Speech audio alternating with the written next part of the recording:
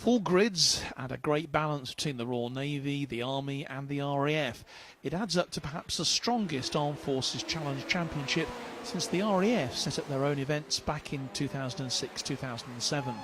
The Rockingham Motor Speedway near Corby, the closest we have in the UK to a Daytona-type oval track, could not be a bigger contrast to the other circuits the Forces teams have raced on this year.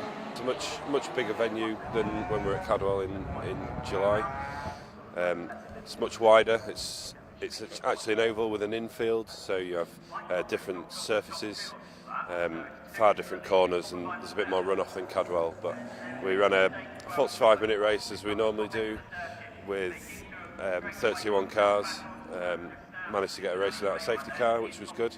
Didn't have any incidents. Everybody got through the race safe.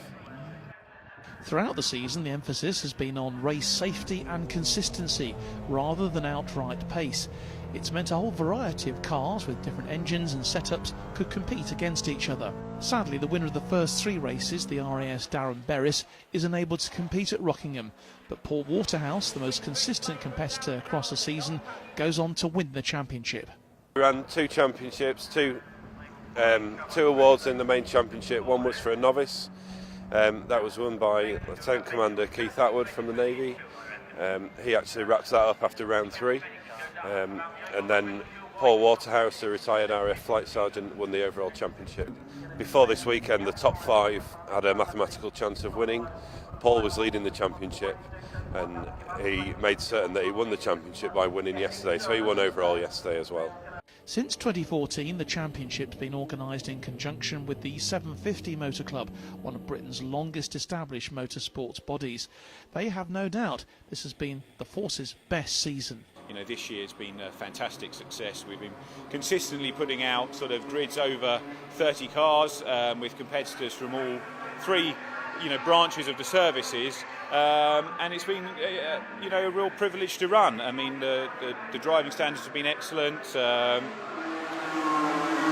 The fact you've got a very broad mix of cars makes it quite interesting, and also having the sort of added sort of inter-team rivalry between the services gives it another factor. So yeah, we've been really delighted with it. Staying on to compete here in the Hot Hatch Championship, two Army drivers. Sergeant Will Ashmore won this race last year in his Honda Civic.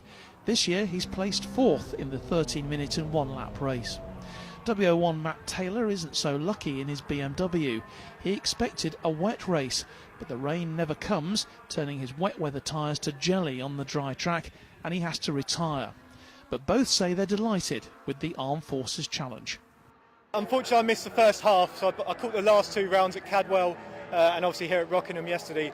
The series is awesome. It's just growing and growing, and it's gaining legs. We're getting a lot more invitational classes come along who bring a bit extra to the series as well.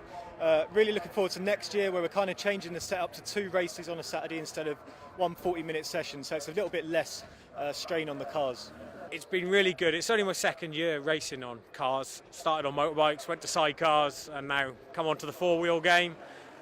I've loved it, to be honest. This year's been super fun. The last part of the season is at the end of October, when up to 18 drivers could be selected for their service at the 2017 Burkitt 6-hour relay at Silverstone, and competition will be tighter than ever for team selection. John Knighton, Forces News, Rockingham.